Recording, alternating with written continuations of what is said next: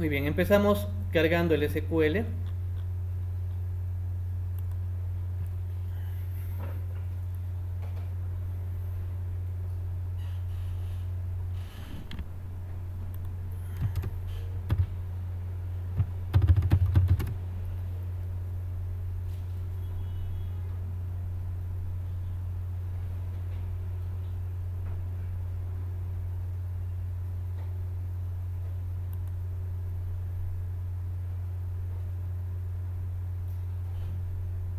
Y la semana pasada habíamos visto cómo funciona el SQL desde PowerShell, ¿verdad? ¿Cómo era? ¿Cómo corríamos el PowerShell de SQL? Hacíamos un SQL CMD, ¿se acuerdan? Y ahí nos conectábamos, ¿no? Podríamos utilizar la base de datos por defecto que teníamos, que es Norwin, por ejemplo. Y habíamos visto que la palabra reservada go sirve para generar las consultas dentro de una estructura de este tipo, ¿no? De una estructura de consola. Podríamos hacer un select asterisco from, por ejemplo, a employees, que es una de las tablas que tengo en Norwin, por ejemplo, y podríamos tener ahí toda la información de esa tabla, ¿no? De la tabla empleados. ¿Correcto? O podríamos hacer un select asterisco from a la tabla customers, y acá tenemos toda la información de los clientes, ¿no? ¿Para qué me sirve? Para una administración mucho más ligera, no necesitamos tener un entorno gráfico, ¿no? Podríamos trabajar netamente en un entorno de consola. ¿Utilizando qué? Utilizando el SQL CMD, ¿no? Llamando a la consola. Muy bien. La otra forma es administrada desde acá. Lo vamos a hacer utilizando nuestro gestor y motor de base de datos.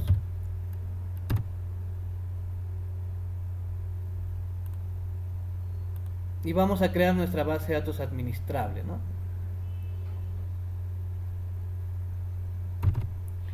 Entonces, base de datos y archivo de datos.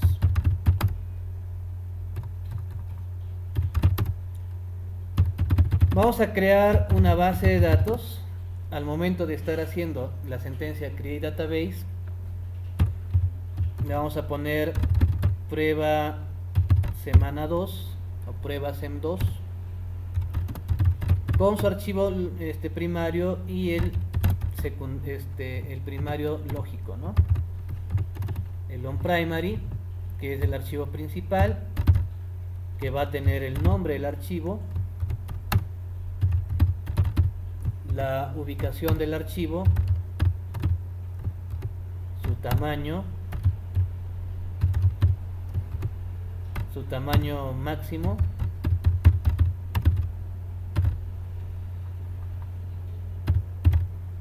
y el crecimiento, ¿no?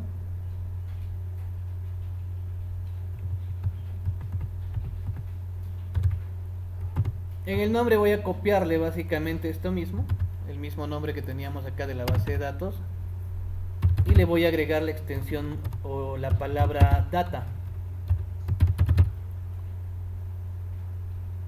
La ubicación se encuentra en la C,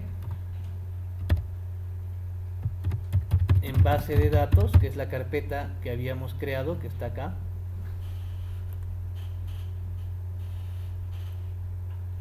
Acá está, base de datos, está en la C, ¿no? Es la carpetita con la que vamos a trabajar.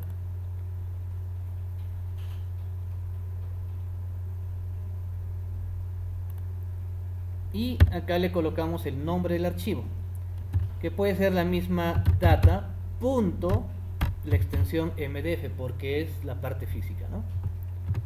Su tamaño por defecto 5 megas y su max size, ¿no? Puede ser un limit.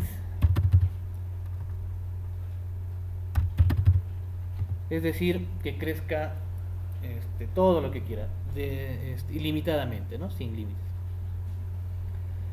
Y el factor de crecimiento va a ser, por ejemplo, de 1 mega. Lo que les había explicado ya anteriormente. Cada vez que la base de datos ocupe los 5 megas, va a ir creciendo de 1 mega en 1 mega ilimitadamente, ¿no? Para el archivo lógico podríamos copiar exactamente lo mismo y podríamos hacer algunos cambios. En vez de usar data, podríamos usar la palabra log, que identifica la parte lógica, ¿no?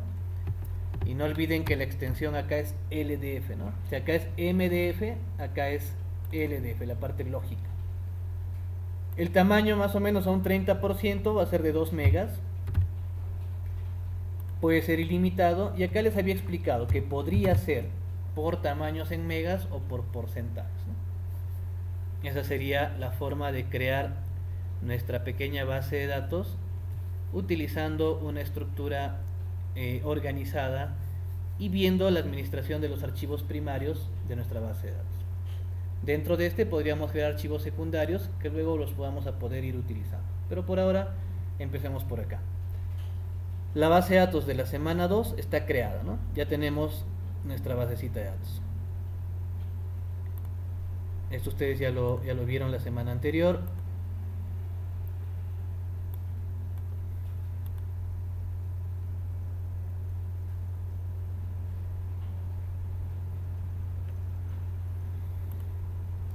Y al finalizar podríamos colocar el go, ¿no? Que a pesar de que hemos visto que es el que ejecuta la sentencia dentro de un PowerShell, podríamos utilizar el go también como un demarcador, ¿no? Y demarca los límites de cada estructura SQL que yo voy a hacer. Pero básicamente no genera ningún tipo de situación dentro de la consulta que estamos creando, o sea, no la cambia, no la altera, ¿no? Pero sí hemos visto que el go, dentro de un PowerShell, por ejemplo, sí me va a ejecutar la consulta, ¿verdad? Acá podríamos utilizarlo como un demarcador de límites, hasta dónde va la estructura, ¿no? Ejecutamos la consulta y como ya hemos visto, se ha generado la creación de la base de datos.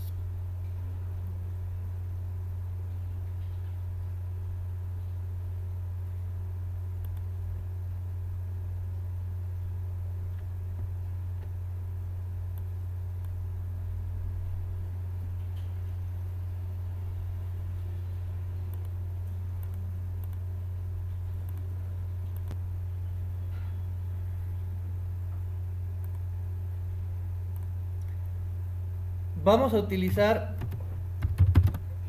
esa base de datos, semana 2 prueba, para implementar una pequeña base de datos. Vamos a hacer 4 tablitas, ¿ya? Productos, clientes, una boleta y un detalle de la boleta, ¿ya? Para ver algunas cosas. Por ejemplo, vamos a crear la tabla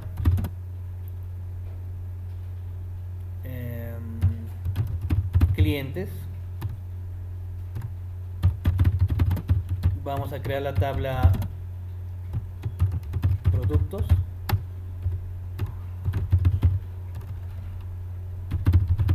Vamos a crear la tabla boleta.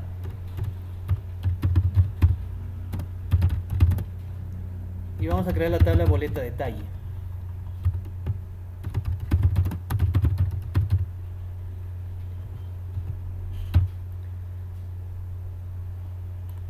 La disposición ahora de los nombres de las tablas, como ustedes ya saben, no debe llevar ningún prefijo, ¿no?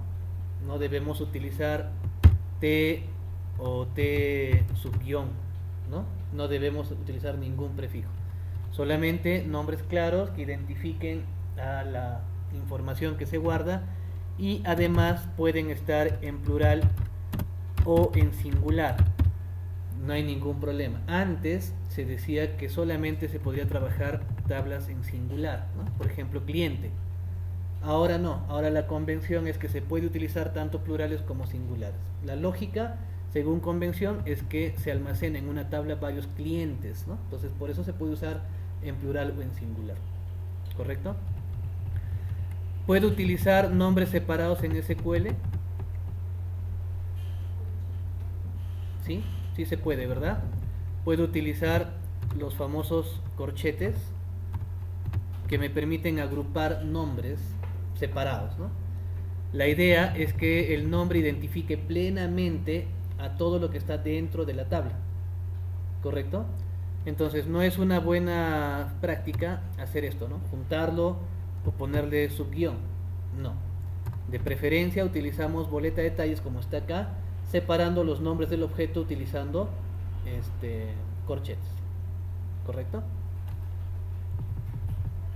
Les voy a explicar, les voy a enseñar varias formas de trabajar los objetos de base de datos.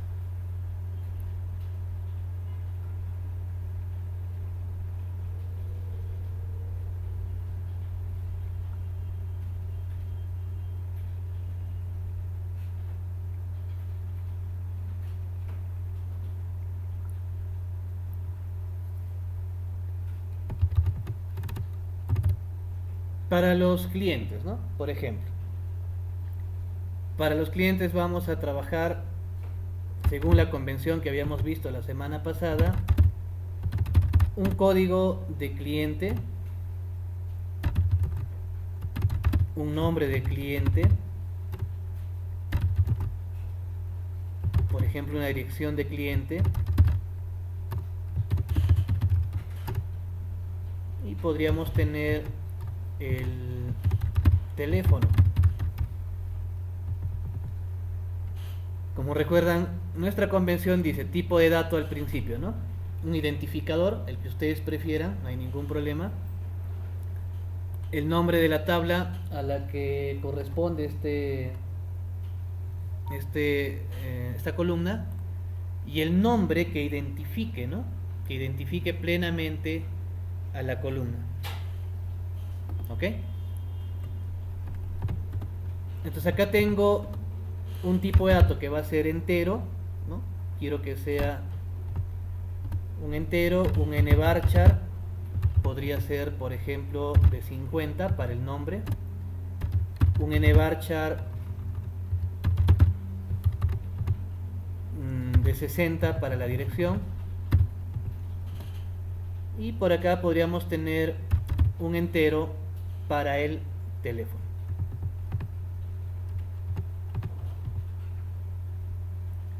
¿Estamos?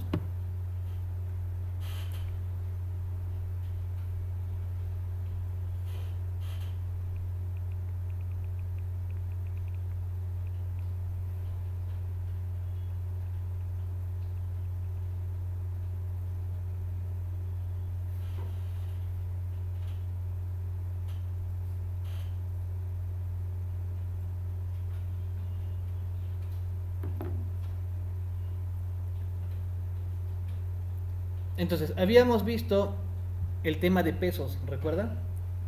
¿Cuánto pesa un entero? ¿Cuánto pesa, en este caso, un nvarchar? ¿Sí? Por ejemplo, el código puede ser entero, ¿sí? No hay ningún problema. Pueden ser números enteros de todo tipo, ¿verdad? Este entero, aparte de que pesa 4 bytes, ¿sí? Implementa un valor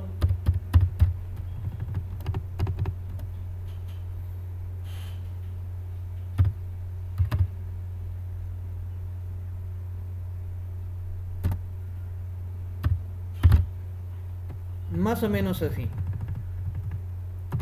Si la memoria no me falla, es 2.147.483.648. No, perdón. Acá tengo 2.147 millones. Eso es lo que soporta más o menos un entero.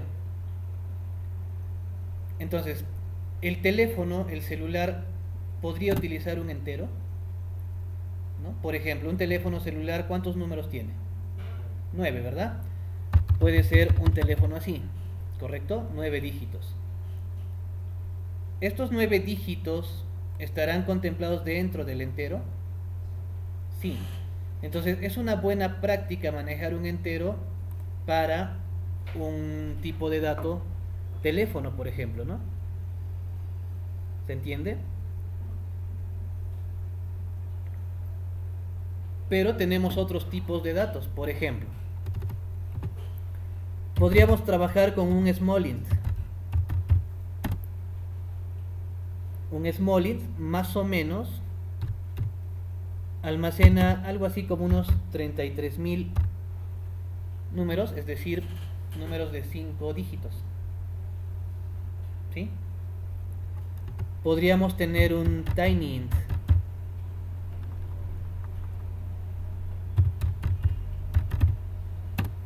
Un tiny int va de 0 a 255. Positivo, ¿eh? No negativo. ¿Correcto?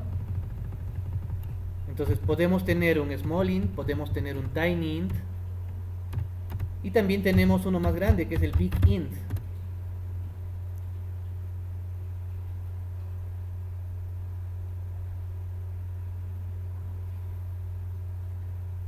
Estos son números de 19 dígitos. Un big int almacena 19 dígitos. ¿Sí? Pero los pesos, hay que tener mucho cuidado con los pesos, porque por ejemplo un big int almacena 8 bytes. Un tiny int solamente un byte. Un small int almacena 2 bytes. Y un entero, como ustedes han podido ver, almacena 4 bytes.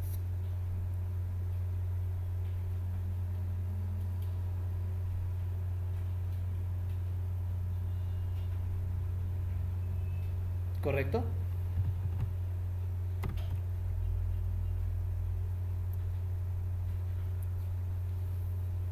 Entonces, si ustedes sacan su cuenta, la tabla clientes más o menos va a almacenar 118 bytes, ¿no? Por registro. Esto ustedes ya lo han debido discutir o ver posiblemente en cursos de arquitectura, ¿no?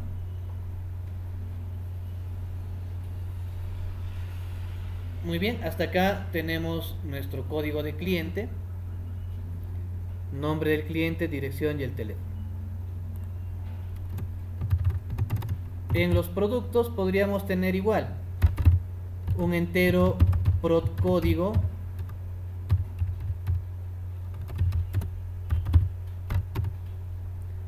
un NVC para el producto, para el nombre del producto, un nvarchar,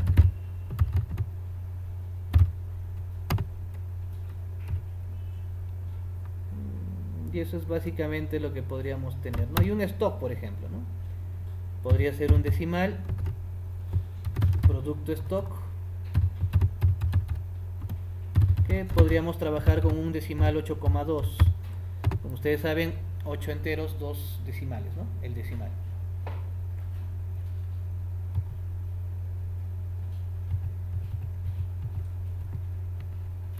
Una boleta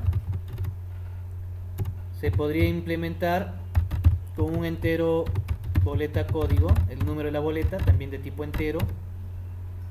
Podríamos trabajar un data, ¿no? La fecha de la boleta, que puede ser un data time, junto, ¿no? Porque puede tener fecha y hora de la boleta. Podríamos utilizar acá en la boleta el código del cliente de tipo entero. Esto lo voy a copiar y lo voy a pegar acá. ¿Correcto? Y con eso terminaríamos. Y finalmente, el detalle de la boleta. El detalle de la boleta va a tener primero que nada el número de la boleta. Acá está, lo voy a copiar.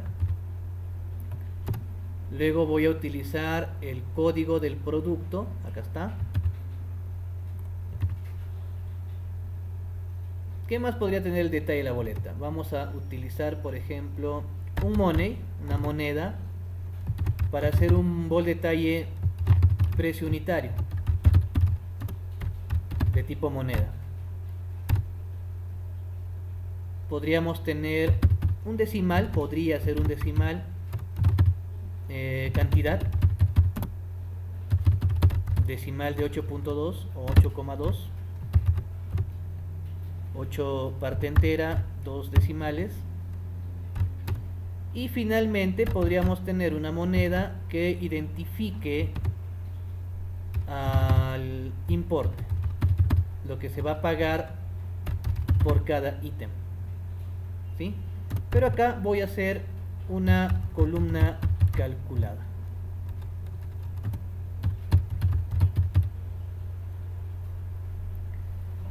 Muy bien, repasamos entonces. Tengo un cliente que tiene su código de cliente entero, su nombre en nvarchar, su dirección en nvarchar y su cliente teléfono como un entero, explicando algunas identificaciones que ustedes ya han aprendido la semana pasada. El producto va a tener un entero, un nvarchar de 50 y un decimal 8,2 para el stock, ¿no? Un entero en boletas que va a identificar a su código, un data type y un entero para el cliente código, ¿no? Porque lo voy a jalar. ¿Correcto? Y finalmente tengo la boleta detalle que va a tener la información del código de la boleta, el código del producto, el precio unitario, la cantidad y el importe. Esa es la información que vamos a almacenar en nuestra base de datos.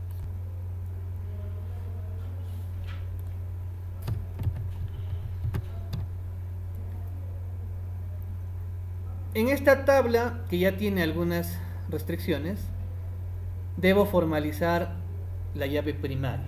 ¿Estamos? Vamos a crear las llaves primarias a todas nuestras tablitas. Como ustedes pueden ver, el cliente código es una llave principal. El producto código va a ser una llave principal.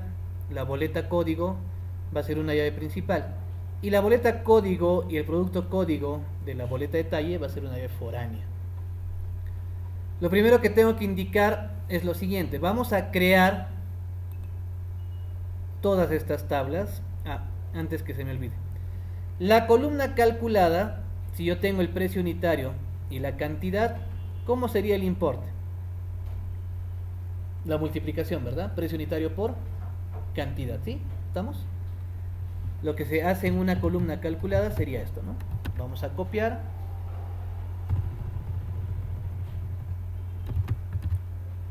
Vamos a pegar esto. Vamos a quitar el tipo de dato, lo vamos a multiplicar como dice la regla que queremos implementar, ¿no? Y acá se pone la palabra reservada as. Eso es una columna calculada.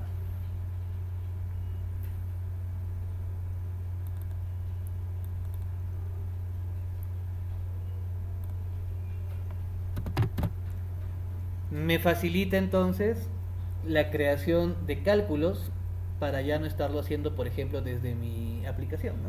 Directamente lo puedo gestionar acá. Todo tipo de aplicaciones matemáticas. Puedo sacar IGBs, puedo sacar importes, no sé, cualquier fórmula que tenga que ver con el manejo de mis columnas se pueden transformar en columnas calculadas de este tipo. ¿Correcto? Vamos a ejecutar todo lo que hemos creado hasta acá. Dice que se creó satisfactoriamente. Vamos a buscar nuestra base de datos. Vamos a actualizar. Acá está DB prueba semana 2. Y como pueden observar, tenemos 1, 2, 3, 4 tablas. Acá están las tablas. Podemos crear el diagrama de base de datos. Vamos a agregar nuestras tablas al diagrama.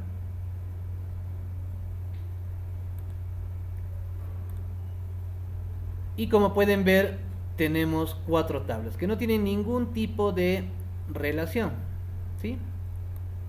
Simplemente están ahí, ¿no? Existen porque las acabamos de crear. No tienen ningún tipo de relación, ¿sí? Lo que vamos a crear, y tampoco, como pueden observar aquí, no tenemos ningún tipo de llave. Si yo gestiono la visión estándar de mis tablas,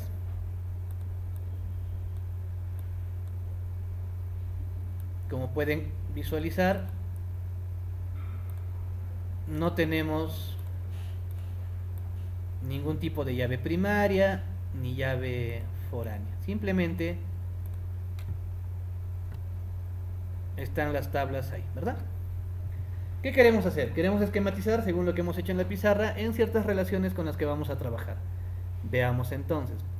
Podemos cerrar el diagrama, no hay ningún problema, le decimos que sí, guárdenle con un nombre. Y esquematicemos lo siguiente. Dice, hay que crear, para empezar, ya que hemos definido nuestras llaves, nuestras tablas, hay que crear nuestras llaves primarias y llaves foráneas. ¿Cómo vamos a establecer la creación de nuestras llaves primarias?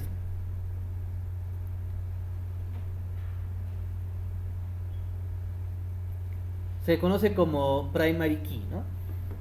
Vamos a colocar acá creación de llaves primarias. Entre paréntesis, primary key o primary key, como ustedes lo conozcan o lo utilicen.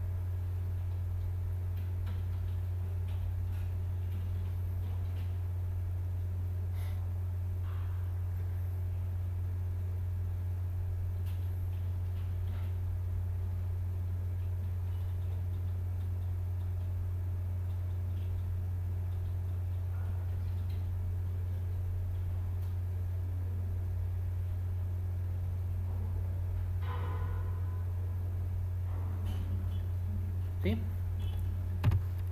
¿Quién va a ser nuestra llave primaria en la tabla clientes? Esta, ¿verdad? Entero, cliente, código. ¿Sí? Va a ser nuestra llave primaria. Lo que tengo que darme cuenta es lo siguiente, mis queridos amigos. Para crear una tabla, una columna de tipo clave primaria, primary key, la columna no debe de poder almacenar valores nulos. O sea, la columna debe ser not null. Y cuando yo creo una columna así, por defecto, se crea como not null. O sea, en este momento me está recibiendo valores nulos, ¿no es cierto? No debería recibirme valores nulos. Entonces, ¿qué vamos a hacer? Vamos a hacer un alter table a la tabla clientes. Vamos a hacer un alter column. Vamos a alterar la columna. Esta columna va a ser de tipo entero y además va a ser not null. Es decir, que no permita el ingreso de valores nulos. Entonces, lo primero que tengo que hacer para la creación de mis llaves primarias es determinar que las llaves no reciban valores nulos utilizando el not null. Lo mismo en producto, ¿no? Podríamos empezar acá con un alter table a la tabla productos y hacemos un alter column al código, que va a ser entero y además va a ser not null.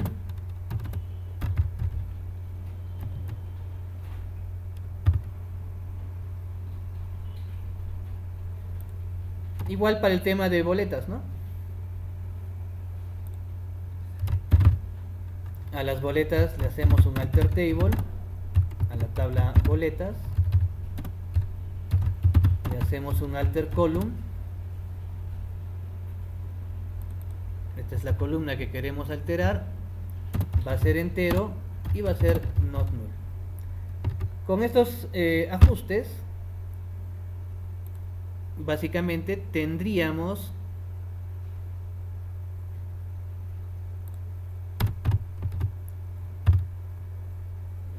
todos nuestros candidatos a llaves principales, a llaves primarias. Las últimas, boleta código y producto código, que están dentro de la tabla boleta detalles, van a ser llaves foráneas, por lo tanto no lo vamos a trabajar con ningún not null todavía, ¿no?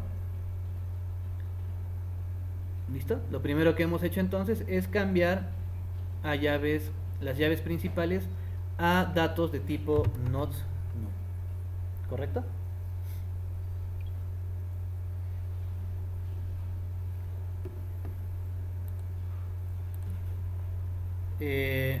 Nuestra llave primaria, y por lo tanto va a ser el primer índice clusterado que vamos a tener.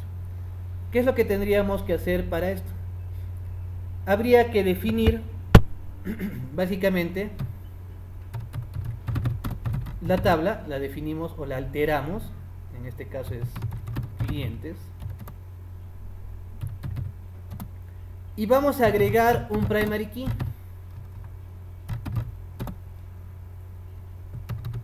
Y entre paréntesis vamos a definir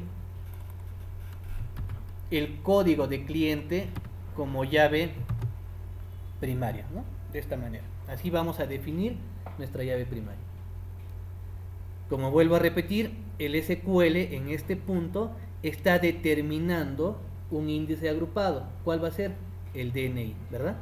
En este caso el cliente código, ¿no?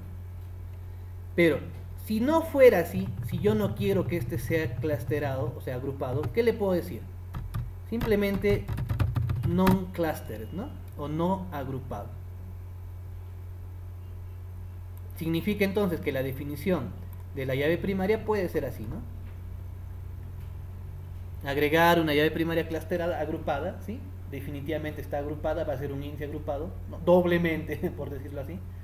O no cluster, o sea, no agrupado. ¿Por qué? Porque planeo hacer otra columna clusterada, ¿no? Otra columna de índice agrupado. Pero en nuestro caso, hemos dicho que el código va a ser el índice agrupado con el que vamos a hacer nuestras búsquedas en adelante. Entonces, lo voy a definir como llave primaria y lo voy a definir como clúster agrupado. Ejecutamos esta consulta. Dice que los comandos se han completado satisfactoriamente. Si ustedes actualizan la base de datos en la tabla cliente que tenemos acá, podemos ver las columnas, ¿no? Y como pueden identificar acá, tenemos una llavecita que identifica, ahí está la llavecita, identifica la llave principal. Además, si ustedes se van a los índices, ya tenemos un índice, acá está. Es el tipo de índice llave primaria, ¿no? Con el número de identificador. Y acá tenemos una llave, ahí está, con su número de identificador. Lo que ustedes acaban de hacer es la creación de un constraint, de una restricción. ¿Y cómo borramos esa llave? ¿Cómo haríamos que esa llave no sea? De repente me equivoqué, ¿no? Pucha, me equivoqué, no quería que ese código cliente sea la llave principal. Podemos hacer un alter table nuevamente a clientes y utilizar el drop constraint y podríamos llamar a esta llave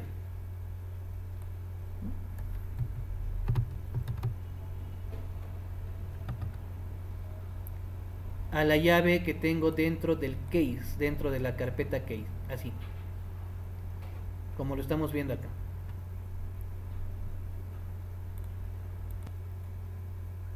¿No?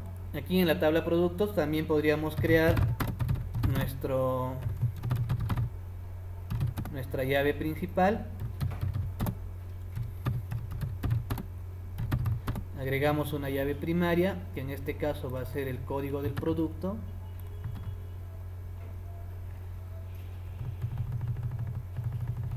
Incluso podríamos hacer un clúster, ¿no? Un clusterado.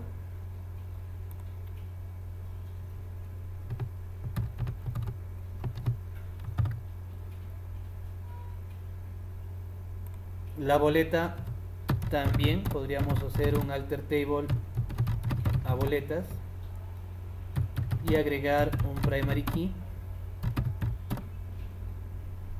En este caso va a ser boleta código.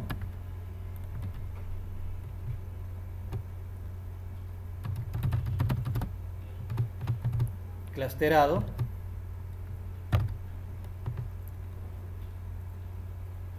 ¿sí? Ya sabemos entonces crear nuestras llaves primarias.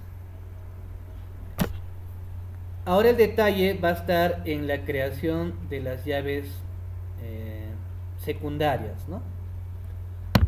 ¿Y cómo podríamos hacer la creación de las llaves secundarias? Por ejemplo, aquí el cliente tiene una relación con la boleta, ¿no? Por medio de la llave foránea cliente código. Se va a convertir entonces dentro de la tabla boletas esta columna cliente código, que es la misma columna que tenemos aquí en cliente, se va a convertir en nuestra llave foránea. Entonces nos vamos a la boleta, nuevamente hacemos un alter table a boletas y vamos a agregar un foreign key. Un foreign key que va a ser justamente este, ¿no? El in cliente código.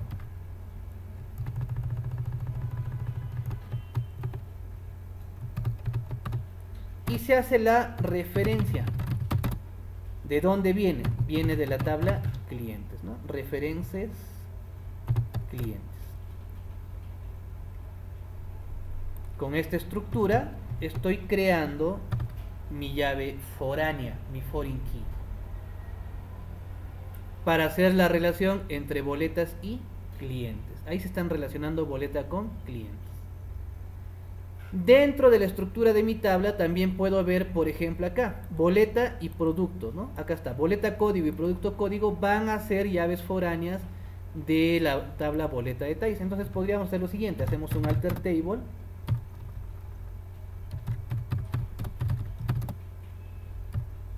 Vamos a alterar nuestra tabla boleta detalle. Y vamos a agregar un foreign key que en la primera instancia va a ser el boleta código referenciado desde o que viene desde la tabla boletas. Voy a hacer otro alter table a la misma tabla, ahora con producto código, que viene de la tabla productos. Y de esta forma acabamos de crear las relaciones que necesitamos entre las tablas. Entonces, si abrimos el diagrama de base de datos, ¿sí? Como pueden observar,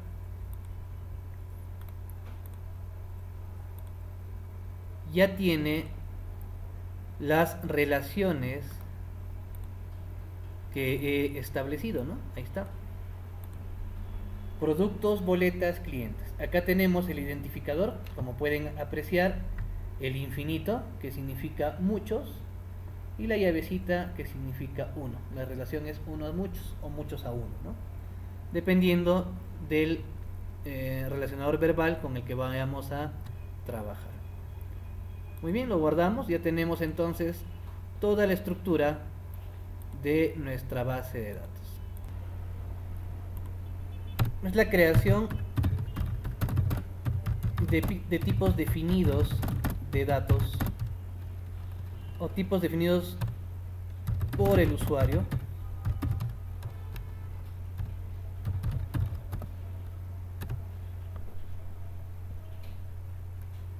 ¿Sí?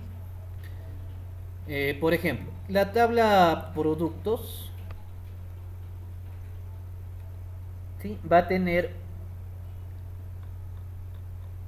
una relación con una tabla que va a ser proveedor, ¿ya? Vamos a crear la tabla proveedor.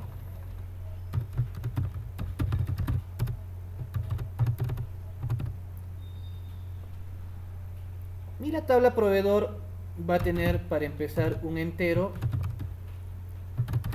proveedor código. Vamos a tener un nvarchar proveedor nombre, un nvarchar proveedor dirección,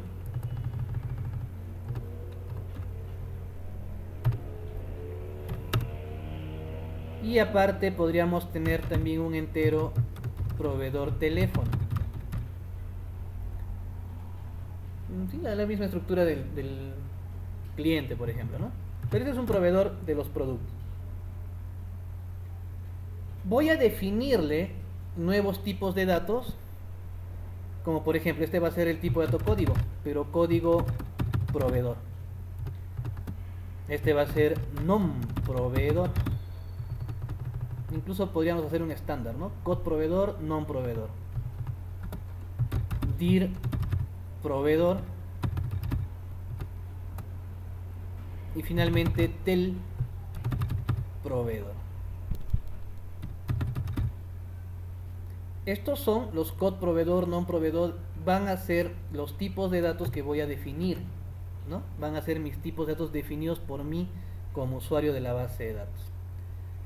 Puedo utilizar o puedo seguir utilizando el DB prueba semana 2, que es la base de datos con la que estamos trabajando, ¿no? Delimitamos esto.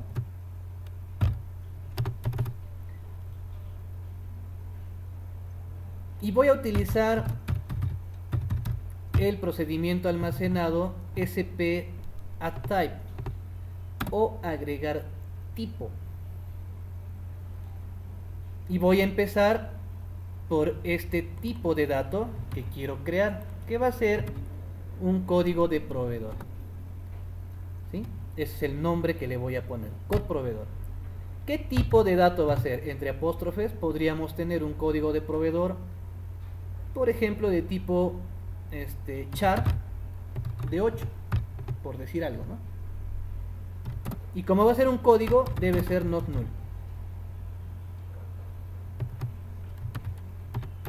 Puedo definir los 4 tipos de datos nuevos con los que voy a trabajar: non proveedor, dir proveedor y teléfono proveedor. ¿Ven? Esta es la forma como voy a poder crear mis tipos de datos. Entonces, el nombre del proveedor puedo trabajarlo con un nvarchar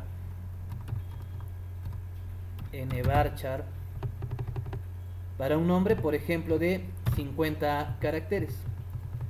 La dirección del proveedor también puede ser un nvarchar de 80 caracteres, y el teléfono del proveedor simplemente es un entero.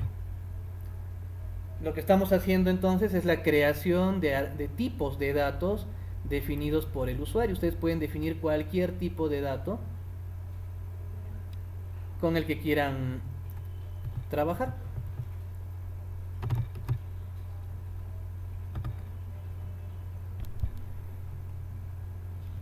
¿Sí? Este not null también lo ponemos entre apóstrofes.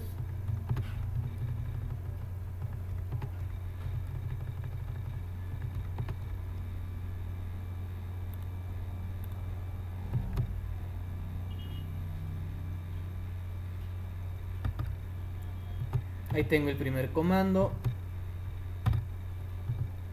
el segundo, el tercero y el cuarto. Lo que acabamos de hacer es la creación de los tipos de datos. Y podríamos revisar esta creación haciendo un select hacia el systype. Debemos tener acá un systype, ahí está. Y podríamos llamar, por ejemplo, al nombre del tipo que se ha hecho, la extensión y el tamaño.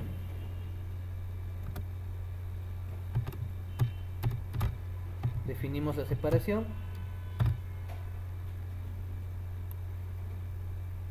Como pueden apreciar, esta sintaxis nos devuelve todos los tipos de datos que tiene el SQL, ¿no?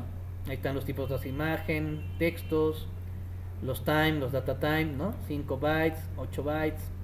Acá está un entero de 4 bytes, un small int de 2 bytes, 1 byte, un real por ejemplo de 4 bytes, una moneda de 8, un data time de 8. Y acá abajo pueden encontrar ustedes el código del proveedor, ahí está, un char de 8, el nombre del proveedor, la dirección del proveedor y el teléfono del proveedor, un entero. Lo que ustedes acaban de hacer es la creación de tipos definidos por el usuario. Y lo único que nos faltaría ahorita es ejecutar. Miren, ejecutamos la creación de esta tabla utilizando los tipos definidos por el usuario. Hacemos una función con F5 y miren, completos los comandos satisfactoriamente. Si ustedes ejecutan y hacen las relaciones, podríamos interpretar esto como la creación de una tabla utilizando sus propios valores a nivel de tipos de datos, ¿no? Entonces ya hemos creado la tablita proveedor. Proveedor se tiene que relacionar, ¿no?, según el diagrama de base de datos que tenemos acá. Vamos a agregar la tabla proveedor. Y este proveedor tendría que relacionarse con la tabla producto, ¿no? Es parte del producto, ¿sí? Debería tener una relación directa con producto. Para hacer eso, tendríamos que agregar la columna ID de proveedor, ¿sí? Entonces, nos vamos a ir a la tabla producto. Acá está. Y vamos a hacer un alter table a productos. Y vamos a agregar, simplemente a agregar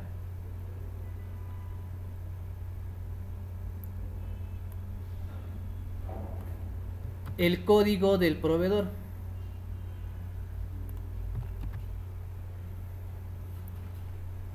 ¿Sí? Vamos a agregar el código del proveedor, así como está aquí, ¿no?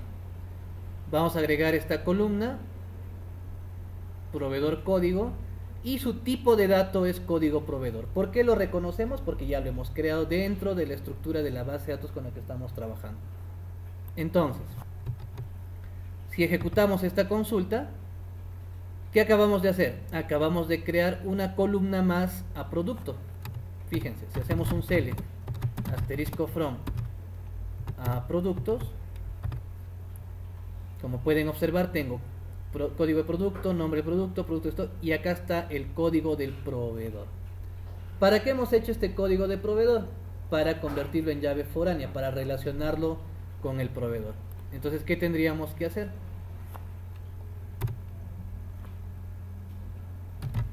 Hacemos un alter table a productos y vamos a agregar un foreign key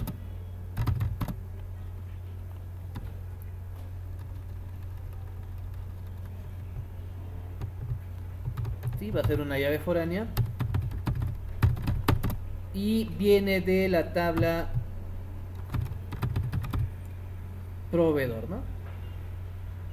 Sí, proveedor.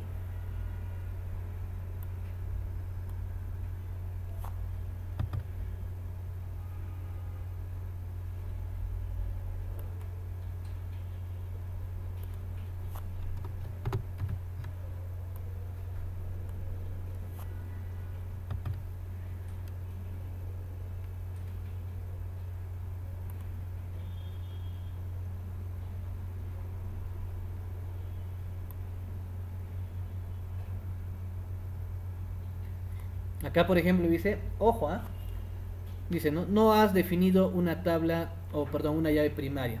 Sí, pues nos falta definir la llave primaria en proveedor. Para esto hacemos un alter table a proveedor y agregamos una primary key cluster, ¿no? ¿Quién va a ser ese primary key? El código del proveedor, ¿no?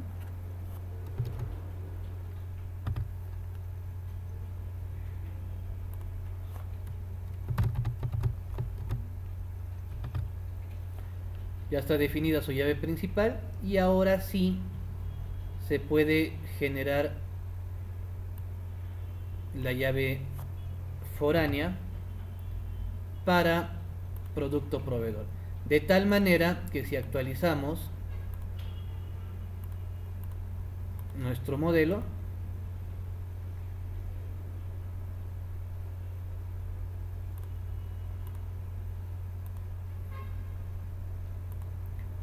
volvemos a buscar el diagrama, acá ya hay una relación, fíjense acá.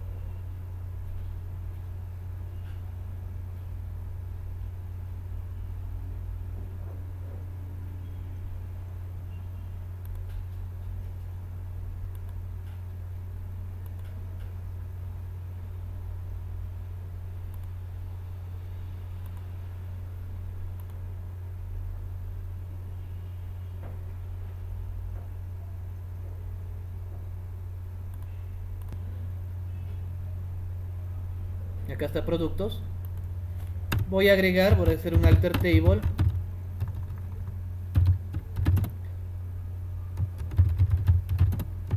Y vamos a agregar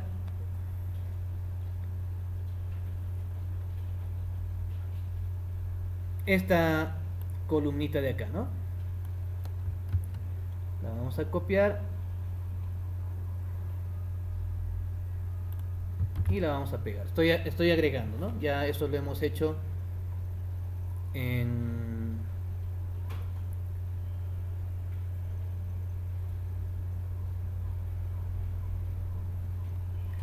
la creación de nuestras tablitas. Entonces, como ya tenemos la agregación de productos, para que a la larga se convierta en una llave foránea, vamos a hacer lo siguiente acá en categoría. Esta va a ser la llave primaria. ¿Estamos? Su código. Otra forma de definir una llave primaria es directamente la creación de la tabla. De esta manera. Es int primary key not null. ¿Sí? Ahí estoy definiendo directamente la llave primaria. Directamente.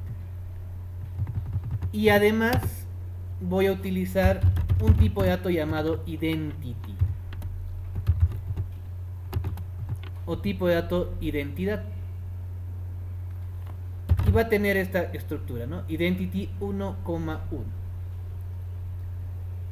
¿Qué significa tener un tipo de dato identity? ¿Ideas?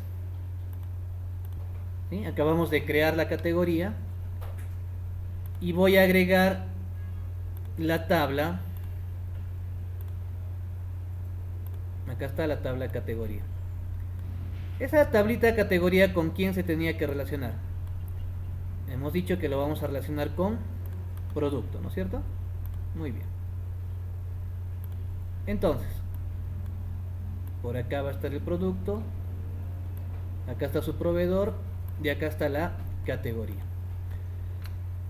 Hemos hecho acá el proveedor, nos faltaría agregar la columna categoría. Entonces nos vamos a producto y agregamos esta columnita categoría. Y acá directamente hacemos un foreign key.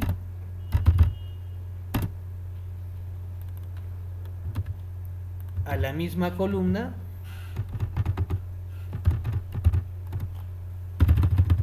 y hacemos referencia a la tabla categoría. fíjense lo que estamos haciendo, estamos agregando a la tabla producto una llave externa, ¿sí? Se llama categorías con S al final, ¿sí? Y acabo de crear una llave foránea directamente, ¿no? Entonces, si hacemos la actualización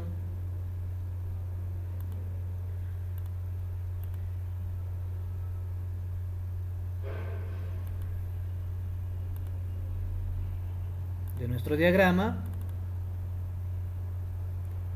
acá ustedes tienen una relación entre productos y categorías. Ahí está la relación de la agregación del foreign key. Nuestro procedimiento almacenado debe tener un control o una estructura de control. Debemos tener un begin try y un end try, ¿no? Un begin catch y un end catch, que son estructuras de control. El begin try, todo lo que está dentro del begin try va a ejecutar o va a ser la parte del cuerpo en sí, ¿no? Y el catch va a ser el mensaje de error. Podemos hacer un select al message, al error message, y al number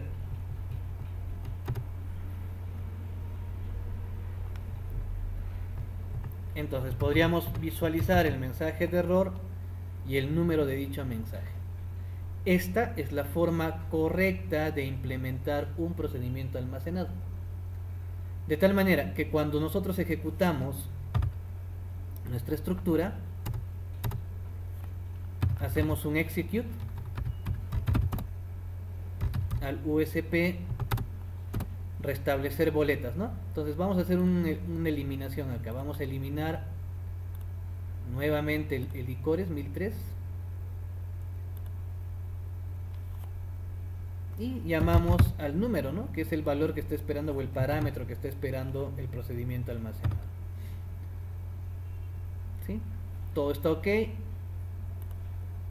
Si volvemos a colocar los licores aquí, tendríamos el restablecimiento. Esta es la forma como se debe crear un procedimiento almacenado de forma correcta.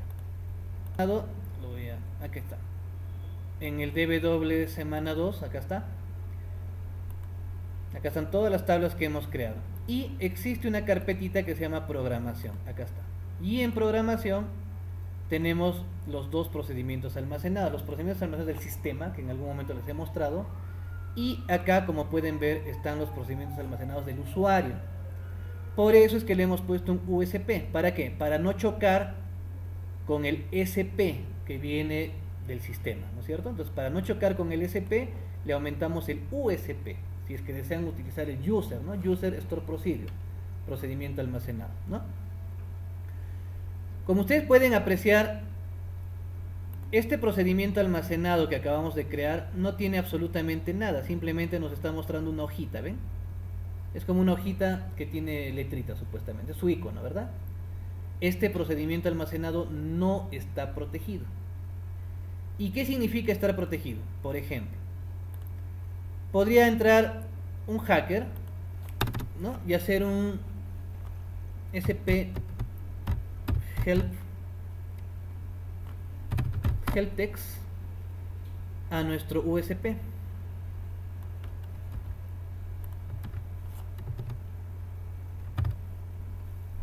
¿Ven? ¿Qué es lo que hace el sp help? O bueno, el helptext, ¿no? Nos muestra la estructura de nuestro procedimiento almacenado. Como ustedes pueden ver, acá yo puedo visualizar, ¿no? Toda la información de la estructura del procedimiento almacenado.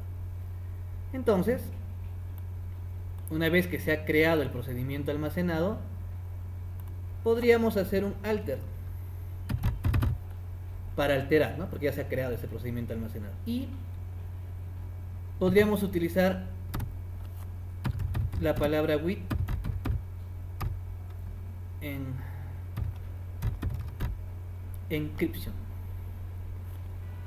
Basta con que tengamos ese with encryption o con encriptación, si no me equivoco debe ser ahí. Si no está aquí, debe estar por aquí. ¿Ya?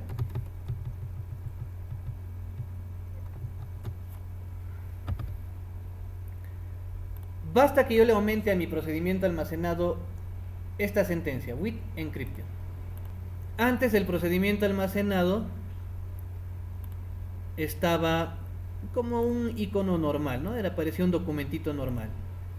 Una vez que tú encriptas, miren, su icono cambia y se le aumenta un candadito, ¿no? Esto significa que tu procedimiento almacenado está encriptado. Además,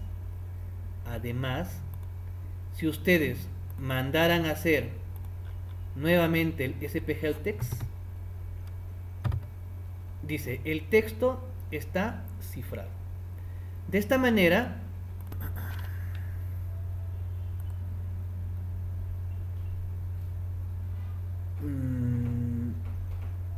acá, yo tengo una carpeta que se llama respaldo. Créense una carpetita, ¿sí?, que se va a llamar respaldo DB, donde vamos a guardar los backups, ¿ya? Voy a utilizar para este ejercicio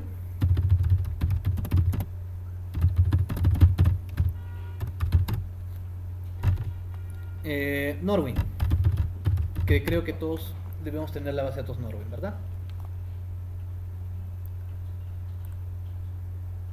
Como pueden observar, acá tenemos Norwin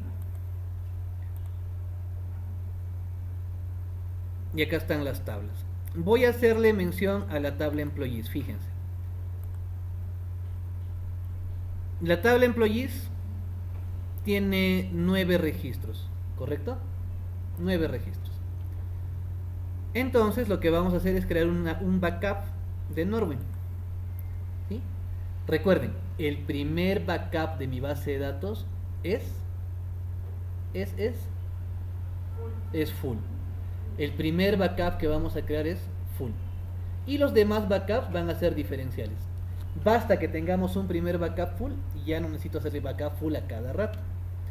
Entonces, hacemos lo siguiente. Aquí donde está Norwin, clic derecho, nos vamos a tareas y buscamos la opción backup. ¿Ya? Repito, donde está la base de datos Norwin, clic derecho, tareas, buscamos la opción backup. Hacemos clic en backup y nos aparece esta ventana que básicamente es algo así como el asistente de creación del backup. Dice, ¿qué base de datos vamos a backupear? Norwin, ¿verdad? Y tengo 3 tipos de backup: el full, justamente lo que hablábamos, el diferencial o backup incremental, y también podríamos hacer un backup al log de transacciones, ¿no? A la parte lógica de la base de datos. La siguiente semana vamos a ver este tema, ¿ya? Hoy día, full backup es mi primer backup. Recuerden, el primer backup que se hace a la base de datos debe ser full backup. Lo voy a colocar aquí. Recuerda, el primer backup de la base de datos debe ser full backup, ¿correcto? En esa medida, el backup va a ser un full. Acá tengo algunos componentes adicionales que los vamos a explicar más adelante. Por ahora, el backup puede ser en un disco o en una URL, o incluso en un tape, ¿no? En esas cintas magnetofónicas que alguna vez habrán visto en las películas, ¿no? Que dan vueltas y vueltas, son como los cassettes antiguos, ¿no? Para nuestro caso va a ser un disco, ¿sí?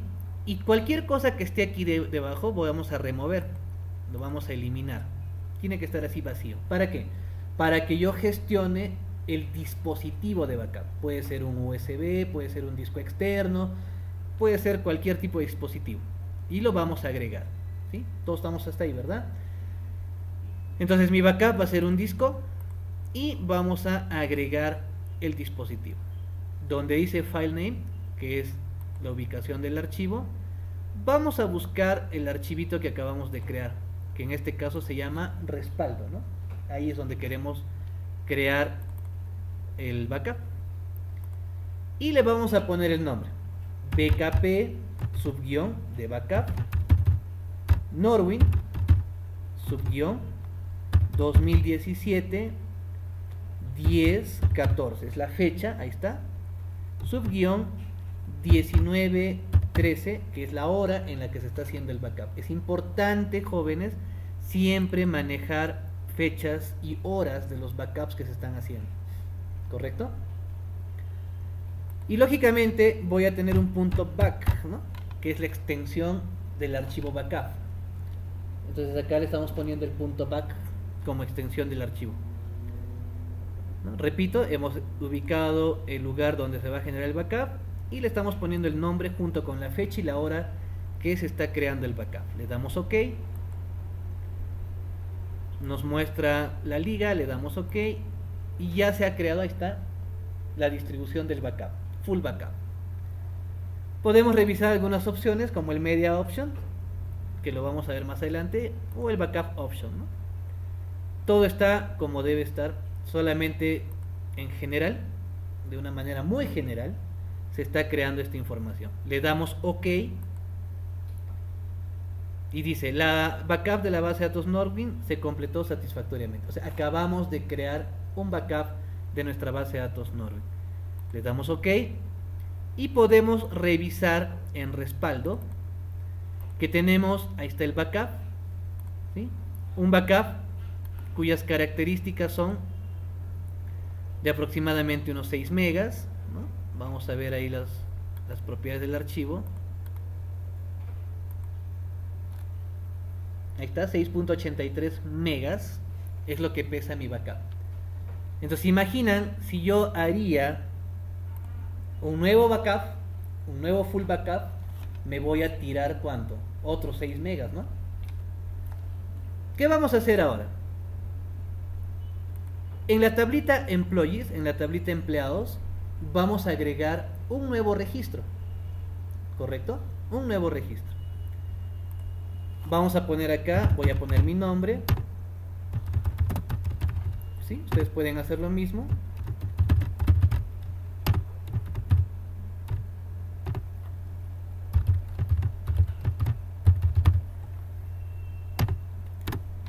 Miren, acabamos de crear un nuevo registro en la tabla employees. ¿Estamos? Muy bien, voy a cerrar la tabla employees, pero voy a crear ahora un segundo backup. El segundo backup que se va a crear debe ser incremental o diferencial, ¿no? Un backup diferencial, un differential backup. Volvemos entonces a Norwin, clic derecho, tareas, backup, lo mismo que hemos hecho anteriormente. Y en vez de hacer un full, ahora utilizamos un differential backup. ¿Correcto? Voy a eliminar cualquier destino que hay acá y voy a agregar, si bien es cierto, voy a volver a agregar en la misma ubicación de respaldo, ahí está, y voy a poner bkp subguión diff de diferencial, la base de datos Norwin subguión 2017 10-14 y además subguión 19-15, que es la hora, ¿no? ¿Se acuerdan? Siempre en el nombre que ustedes le quieran poner debe existir la fecha y la hora y la base de datos, ¿no? De la cual están sacando el backup. A esto le damos un OK. Tenemos el dispositivo, le damos OK.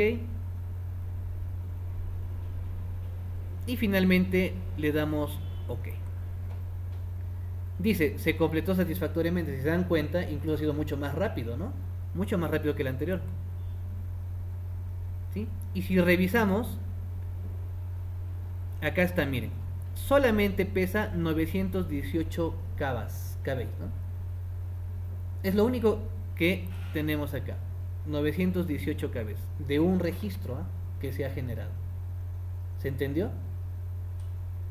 ¿Qué pasaría si así como está el registro que acabo de crear, hago un full backup nuevamente? Miren, vamos a tareas, hago un backup, hago un full backup, agrego, ¿no?, nuevamente a la disposición en el respaldo. Voy a poner un bkp2 nada más, punto back, no le estoy poniendo ningún nombre, ¿sí? Punto back, le doy OK y lo creo, ¿sí? Se completó satisfactoriamente, pero ojo, acá tengo nuevamente un archivo de 6 megas, ¿no? 6 o sea, estoy cargándome de archivos que no necesito, y además un full backup de una base de datos grande demora mucho. Por eso es que se hacen diferenciales, ¿correcto? Entonces fíjense, ¿qué pasaría si se elimina la base de datos Norwin? ¿No? Vamos a eliminar, clic derecho a Norwin y la vamos a borrar. Vamos a cerrar sus conexiones para eliminarla y le damos OK.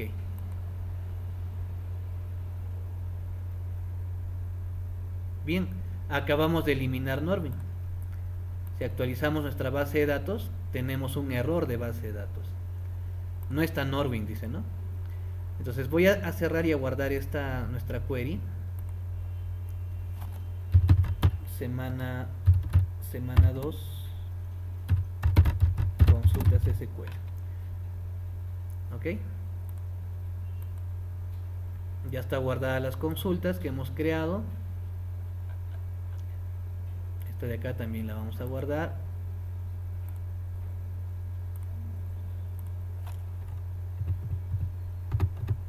Consultas 1.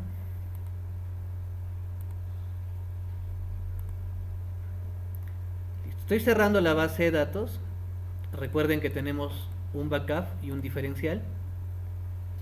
Vamos a aperturar nuevamente la base de datos, porque en mi caso me está diciendo que Norwin no está y me está mandando un error, ¿no? Tengo que restablecer esa base de datos, tengo que restaurarla. Muy bien. Voy a colocar la contraseña y me doy con la sorpresa de que Norwin ya no está.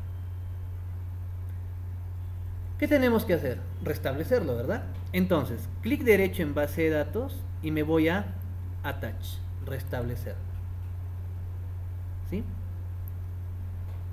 Este Attach era el adjuntar, ¿se acuerdan? El adjuntar el MDF, el LDF. Eso no, lo que necesito es restaurar. Entonces nos vamos al Restore Database.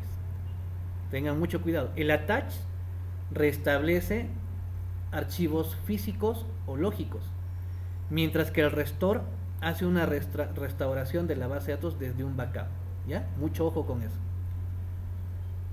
La base de datos que vamos a crear no la tengo, debo buscar el dispositivo, acá está, el device, y vamos a buscar por medio de los archivos, voy a agregar los medios de verificación, que en este caso vendrían a ser los que están acá en respaldo, ¿sí? Pongo todos los archivos, ahí están todos mis archivos de respaldo. Selecciono los dos y le damos OK. Acá nos muestra los dos archivos de respaldo y le damos OK.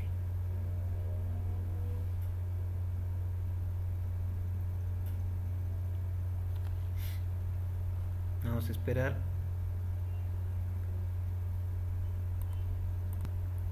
Acá está el full backup y el differential backup. Solamente voy a restablecer el full, ¿sí? Y le damos OK. Acá tengo algunas opciones más que vamos a ir viendo más adelante, no se preocupen, ¿sí? Pero por ahora solamente voy a restaurar el full. Dice que la base de datos Norwin se restableció satisfactoriamente. Ahí está Norwin.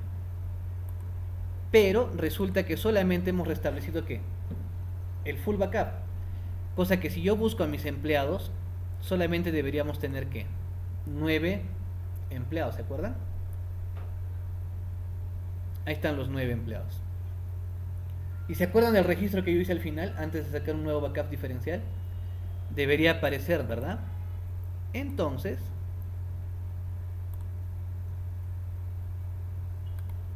podríamos restaurar la base de datos. Volvemos a buscar nuestro respaldo.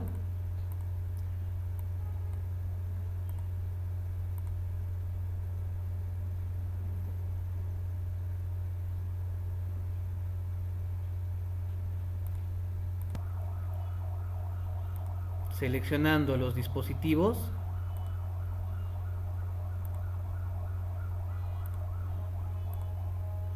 Selecciono todos los archivos, el backup full y sus diferenciales. Ahí están.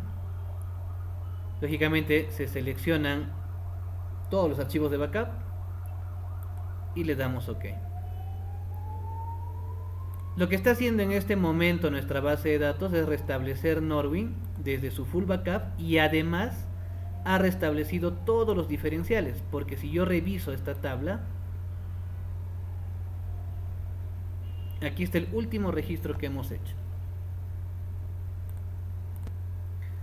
Del plan de mantenimiento es el siguiente. Voy a eliminar estos backups que acabamos de crear, ¿sí?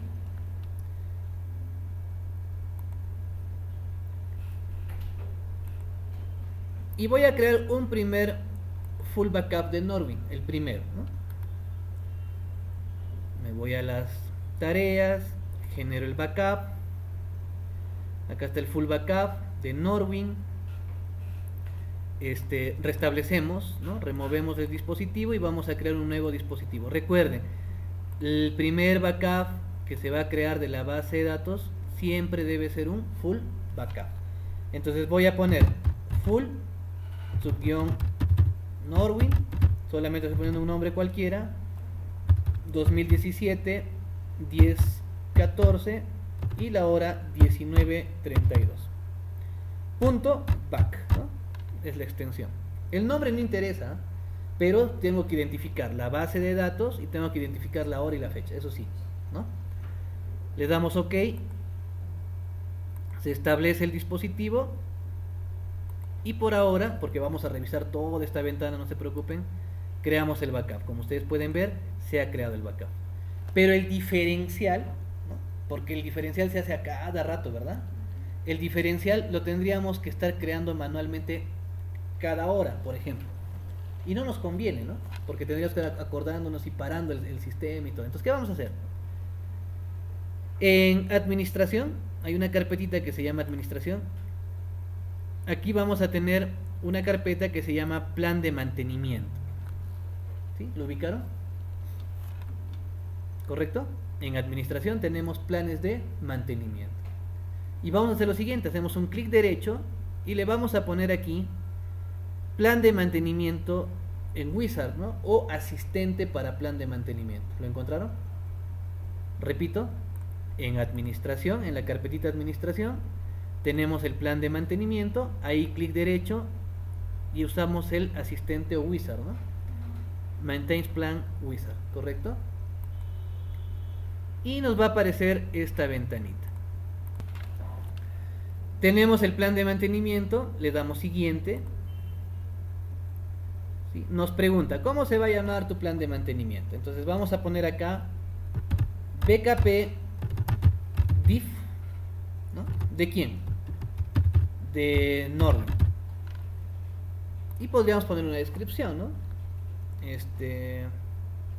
Extrae los backups diferenciales o incrementales de la base de datos Norwin. ¿Listo? Muy bien, acá tenemos alguna información que la vamos a ver a posterior. Solamente quiero que vean cómo se genera el plan de mantenimiento. Así como está, le damos siguiente. Y aquí tenemos una lista de los posibles planes de mantenimiento que se pueden ejecutar. Desde, por ejemplo, la visualización de la integridad de los datos, ¿no? Pasando por ejemplo, reestructuración de índices,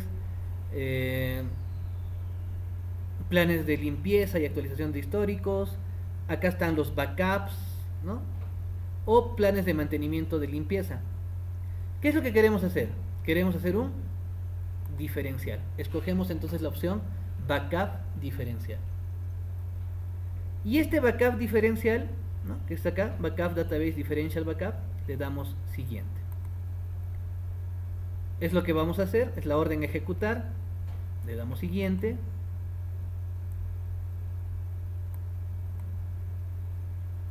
¿Correcto?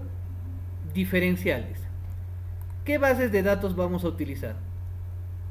Por si acaso, he entrado aquí y podríamos utilizar todas las bases de datos del sistema, pero en este caso vamos a trabajar solamente con Norwin. Hacemos clic en Norwin y le damos OK.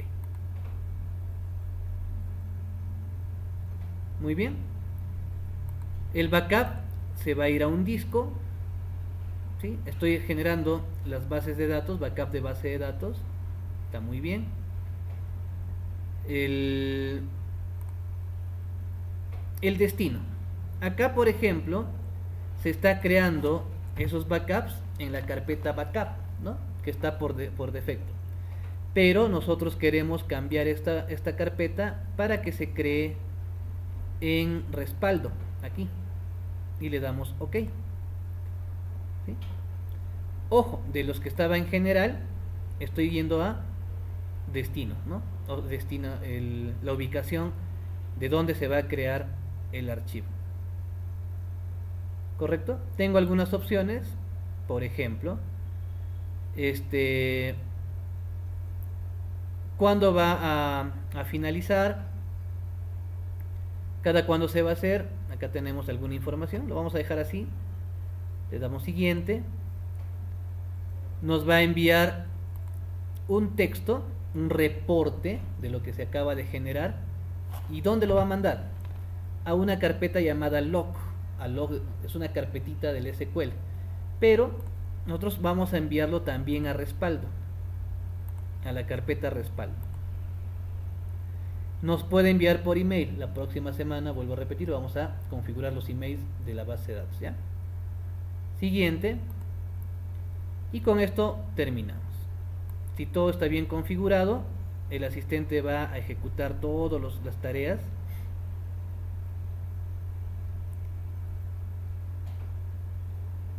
¿Correcto? Todo está con check, significa que todo se ha ejecutado correctamente. Y como pueden apreciar, acabamos de crear un plan de mantenimiento, ¿no?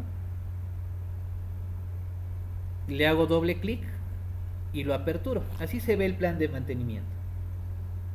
¿Correcto? Muy bien. ¿Qué vamos a hacer ahora? En la parte superior tenemos este botoncito que parece un calendario, ¿sí? Háganle clic. Y acá nos pregunta cada cuánto tiempo se va a generar el plan. Entonces vamos a hacer lo siguiente. Aquí, donde dice ocurrencia, le vamos a dar diaria, todos los días, ¿correcto? La ocurrencia es cada día. Y vamos a seleccionar la frecuencia. La frecuencia va a ser cada minuto. Ojo, vuelvo a repetir, por favor. Una vez que se ha creado el plan de mantenimiento, voy a este botoncito, que es un botón de planificación, como un calendario. Ahí está. Se va a generar diariamente. La ocurrencia va a ser cada minuto. Y vamos a empezar a qué hora. Fíjense, son 19:38. Vamos a empezar a partir de las 19:40. Y este plan de mantenimiento va a acabar a las 23:59. Inicia hoy 14 y puede terminar hoy 14 a medianoche también, ¿no? O simplemente puede ser que no termine, que sea constante a cada rato. Y con esto le damos OK. Listo, acabamos de definir un plan de mantenimiento. En el plan de mantenimiento, clic derecho, lo ejecutamos. Y se está ejecutando el plan de mantenimiento.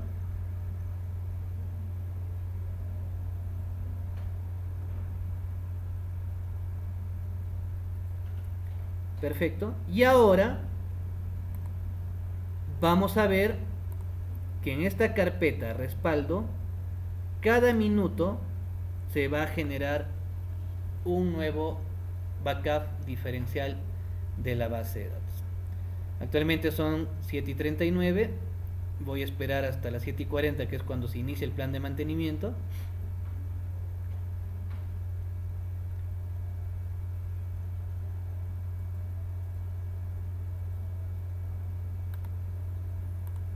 ¿Correcto?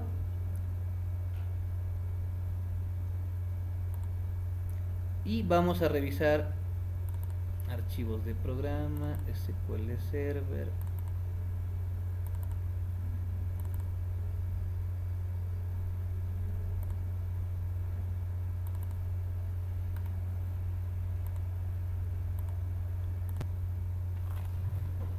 Ya está corriendo, ¿no? El plan de mantenimiento. Hay que guardar nuestro plan para que empiece a ejecutar.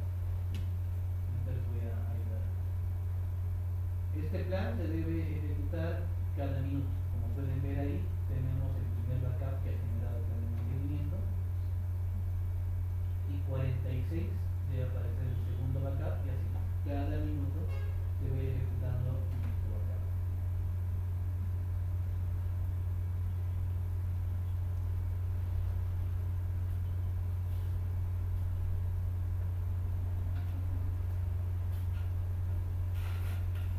Ahorita hay dos backups.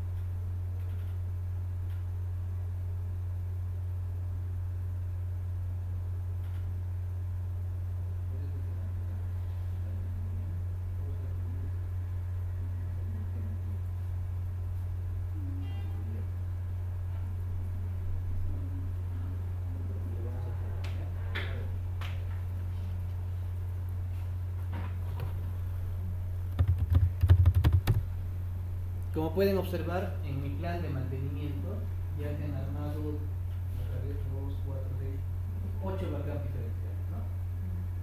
Entonces cada vez que yo le inserte un nuevo registro o lo que sea, se va a estar generando backups diferenciales. Como ustedes pueden ver en este sistema es bastante sencillo, ¿no? Porque demora menos de un segundo se crea, pero en una base de datos grande, ¿cómo tendríamos que hacer? Los backups diferenciales se tendrían que programar al final del día cuando nadie esté trabajando, pero ya no full backups, simplemente diferenciales. Pero ¿qué pasaría si dentro del día de trabajo, ¿no?, se cae el sistema o se va la base de datos? Pues lo ideal dice que para trabajar un diferencial backup debe hacerse cada hora, ¿no? Cada hora, con intervalos horarios de 60 minutos. Así no se pierde información. Porque ustedes imaginen que estemos trabajando toda la mañana, ¿no?, parte de la tarde, y a las 5 de la tarde ¡bum!, se borra toda la data.